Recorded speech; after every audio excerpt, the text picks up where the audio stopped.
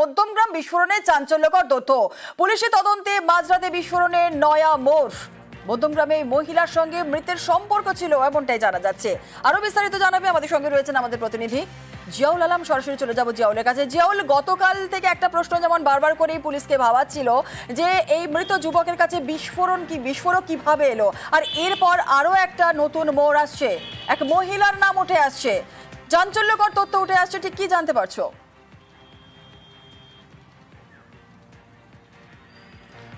একদম দেখো, মধ্যমগ্রামের অর্থাৎ হাই স্কুল রয়েছে, তার স্কুলের সামনেই উড়ালপুলের নিচেই কিন্তু বিস্ফোরণের ঘটনা ঘটে, অর্থাৎ আইডি বিস্ফোরণ এমনটা কিন্তু পুলিশ সূত্রেও জানা গেছে।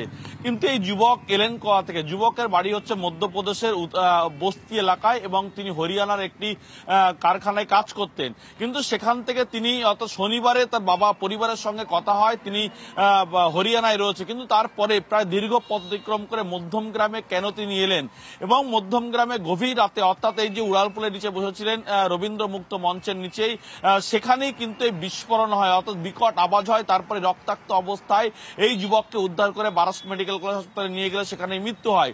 কিন্তু দিনভর টানাপড়ন, তখন দিনভরই কিন্তু জানা গেছে সূত্রের খবর, পুলিশ সূত্রের খবর যে এই ব্যক্তি অর্থাৎ আইডি বিস্ফোরণেই কিন্তু এই ঘটনা ঘটেছে এবং তার যে বসার চেয়ার সেটি কিন্তু হাতল উড়ে গেছে, লোহার শক্ত চেয়ার, এবং শরীরের একাধিক জায়গায় গুরুতর আঘাত হয়েছে এবং হাসপাতালে নিয়ে এলেই তাই যুবকের মৃত্যু হয়। তারপরেই কিন্তু দেখা যায় চাঞ্চল্যকর তথ্য সামনে আসে। তার কারণ এই যুবক একেবারে হরিয়ানা থেকে এর আগেও একাধিকবার মধ্যমগ্রামে তিনি এসেছেন। তার কারণ এক মহিলার সঙ্গে বিবাহ বহির্ভূত সম্পর্কে জড়িয়ে পড়ে এবং গত দুদিন আগে হয়তো শনিবারেও তিনি সেই মহিলার জন্যই কিন্তু মধ্যমগ্রামে আসে। কিন্তু মধ্যমগ্রামে বিবাহ বহির্ভূত সম্পর্কের জন্য এলেও তার কাছে আইডি বিস্ফোরণ কেন রয়েছে?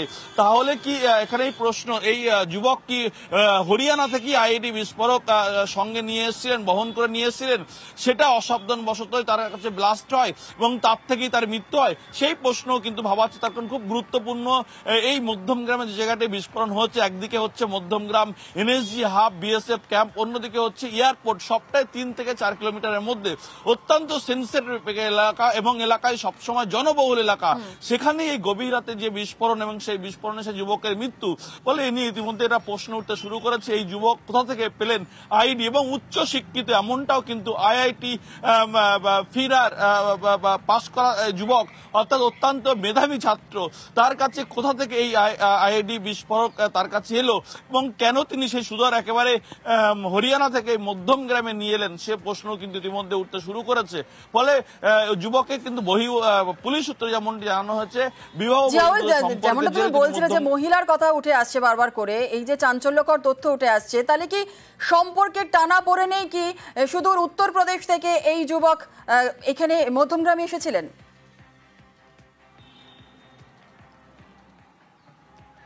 একদম দেখো, সেটাই কিন্তু এখনো পর্যন্ত পুলিশ, তার কারণ পুলিশ যেটা দাবি করছে যে তার পরিবারের সঙ্গে কথা হয়েছে, তার পরিবার এবং অর্থাৎ যখন এই গুরুতর অবস্থায় এই যুবক কাতরাচ্ছিলেন আইডি বিস্ফোরণের ফলে, তারপরে তাকে সেখান থেকে হাসপাতালে নিয়ে আসার পরে এই যে বেশ কয়েক ঘন্টা তিনি বেঁচেছিলেন, তখনই কিন্তু এই গোপন জবানবন্দি দেয় এবং সব থেকে বড় সোশ্যাল মিডিয়ায় এক মহিলার সঙ্গে পরিচয় হয় এই যুবকের এবং এর আগেও একাধিকবার এসছেন। কিন্তু সেই যুবকের অর্থাৎ সেই মহিলার টানেই কিন্তু তিনি এই মধ্যমগ্রামে এলেন। কিন্তু এখানেই প্রশ্ন যে তাহলে মহিলার সঙ্গে সম্পর্কের অবনতি, অন্যদিকে তাহলে আইডি বিস্ফোরণ তিনি কেন নিয়ে এলেন, কেন এই ধরনের বিস্ফোরক তিনি মধ্যমগ্রামে নিয়ে এলেন? ফলে জানি ইতিমধ্যে তদন্তকারীদেরকে ভাবাচ্ছে। আরো তার পরিবার ইতিমধ্যে আজকে অর্থাৎ সেই উত্তরপ্রদেশের বস্তি এলাকা থেকে তারাও কিন্তু কিছুক্ষণের মধ্যে মধ্যমগ্রামে আসবেন।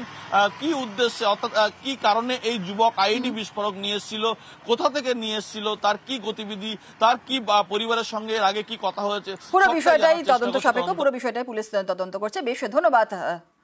মধ্যমগ্রামে বিস্ফোরণ এবং প্রাণ গেল এক যুবকের, বাড়ি তার উত্তরপ্রদেশ। আর এই বিস্ফোরণ ঘিরে কিন্তু তৈরি হয়েছে নানান রহস্য।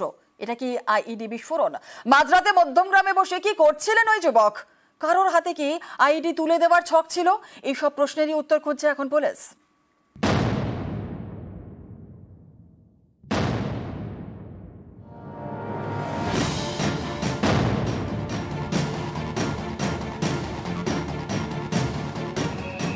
উত্তর 24 পরগনায় মধ্যমগ্রাম হাই স্কুল, রবিবার গভীর রাতে স্কুলের উল্টো দিকে বিস্ফোরণ।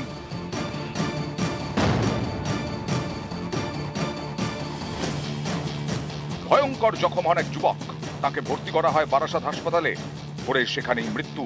নাম সচ্চিদানন্দ মিশ্র, বয়স 25, বাড়ি উত্তরপ্রদেশে। একটা টোটো এরকম দাঁড়িয়ে আছে, ভদ্রলোককে জিজ্ঞাসা করছে চৌমাথায় যাবে, কিসে বলছে? হিন্দিতে বলছে সব, এবং আগো ছিল চেহারা একটা অন্য টাইপের। এটা হচ্ছে 12টা-15-20 ঘটনা। এইটা ঘটনাটা এবার বাস্ট হয়েছে ধরুন 1টা 5 বা এরকম টাইমে। তারপরে আমরা দোকান গুছিয়ে টুছিয়ে যাচ্ছি, যেভাবে হিন্দিতে উনি ওখানে কাতরাচ্ছিলেন, পুরো আর কি একটা হাতটা বাইরে এরকম আর কি নেই।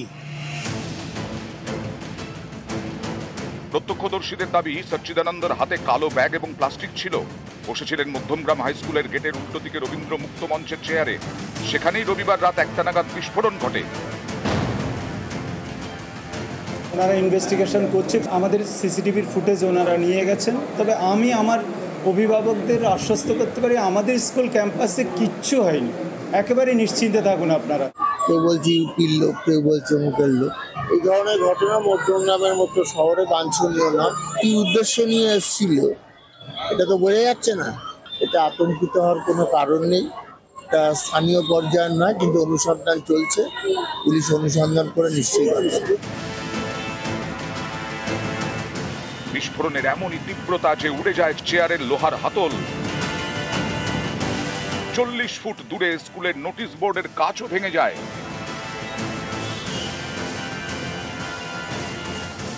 এই বিস্ফোরণ ঘিরে তৈরি হয়েছে রহস্য। মধ্যমগ্রামের কি তাহলে আইডি বিস্ফোরণ হয়েছে? তাই কি বিস্ফোরণের এত তীব্র অভিঘাত?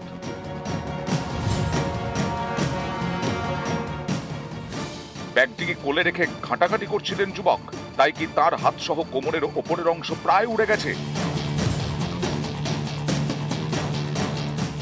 মধ্যমগ্রামে মাঝরাতে কেন বসেছিলেন উত্তরপ্রদেশের যুবক? কারো হাতে কি আইডি তুলে দেওয়ার ছক ছিল? এরকম হলে তারা কারা? কে বলেছিল আইডি তুলে দিতে?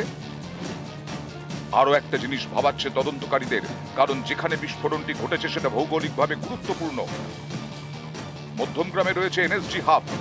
মধ্যমগ্রাম হাই স্কুল, অর্থাৎ যে স্কুলের সামনে বিস্ফোরণ ঘটে, সেখান থেকে এনএসজি হাবের দূরত্ব 3 কিলোমিটার, আর দমদম বিমানবন্দর প্রায় 4 কিলোমিটার। বিস্ফোরণের খবর পেয়ে দিন বারাসাত হাসপাতালে যান এনআইএ 2 আধিকারিক। চিকিৎসকদের সঙ্গে কথা বলেন। ঘটনাস্থল থেকে নমুনা সংগ্রহ করে ফরেন্সিক টিম।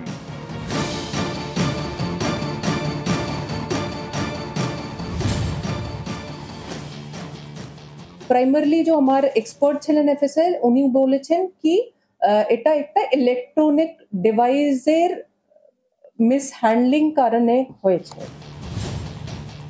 তদন্তকারীরা জানতে পেরেছেন সচ্চিদানন্দ মিশ্র হরিয়ানায় কাজ করতেন।